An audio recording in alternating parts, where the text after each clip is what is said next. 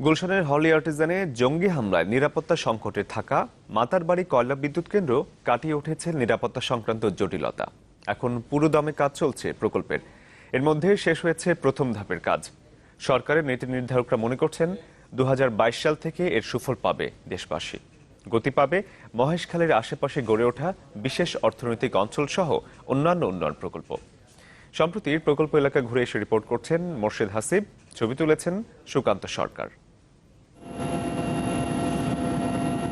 মাতারবাড়ি কয়লা বিদ্যুৎ কেন্দ্র 1200 মেগাওয়াট উৎপাদন ক্ষমতা সম্পন্ন এই কেন্দ্র তৈরিতে খরচ হবে 35,000 কোটি টাকা নামমাত্র সুদে, যার সিংহভাগ অর্থই যোগান দিচ্ছে জাপানি উন্নয়ন সংস্থা জাইকা। কিন্তু শুরুতেই ধাক্কা খায় প্রকল্পটি। গুলশানের হোলি আর্টিজান জঙ্গি হামলার পর নিরাপত্তা সংকটে একটি বড় দরপত্র প্রক্রিয়া স্থগিত করে জাইকা, যেখানে অংশ নেবার কথা ছিল বিদ্যুৎ খাতের জাপানের প্রথম 2 সারির কোম্পানি তোশিবা কর্পোরেশন ও মিৎসুবিশি হিটাচি পাওয়ার সিস্টেম লিমিটেডের। অবশ্য সব সংখ্যা কাটিয়ে আবারও শুরু হয়েছে প্রকল্পের কাজ। এরই মাঝে কোহেলিকা নদী খনন করে বাড়ানো হয়েছে গভীরতা, শুরু হয়েছে প্রশাসনিক ভবনের কাজও, মাটি ভরাট করে উঁচু করা হয়েছে সংযোগ সড়ক, বাড়তি নিরাপত্তা দেওয়া হচ্ছে জাপানি নাগরিকদের।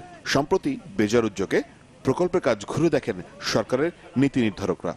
হোলি আর্টিজানের দুর্ভাগ্যজনক ঘটনার কারণে আমাদের বিডিংটা পিছিয়ে গিয়েছিল, তো সেই বিডিংটা আমরা 2জন বিডার পেয়েছি।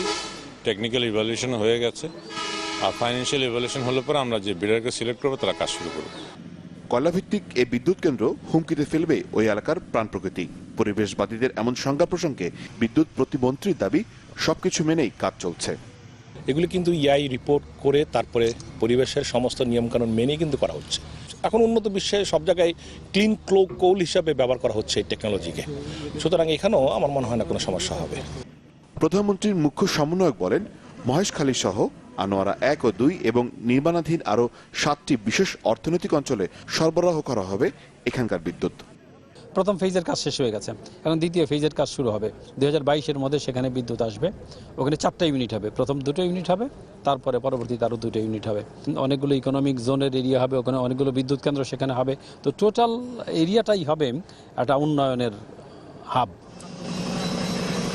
বিশেষজ্ঞদের মতামত হচ্ছে যে কয়লা ভিত্তিক বিদ্যুৎ কেন্দ্র নির্মাণের কারণে পরিবেশের ক্ষতি হতে পারে, তবে জায়গা ও বাংলাদেশ সরকার বলছে যে আল্ট্রা সুপারসনিক প্রযুক্তি ব্যবহারের কারণে 44% কম ক্ষতি হবে এখানকার আশেপাশে মানুষদের। দেখার বিষয় ভবিষ্যতে কি হয়। মোর্শেদ হাসিব, চ্যানেল 24, মাতারবাড়ি, কক্সবাজার।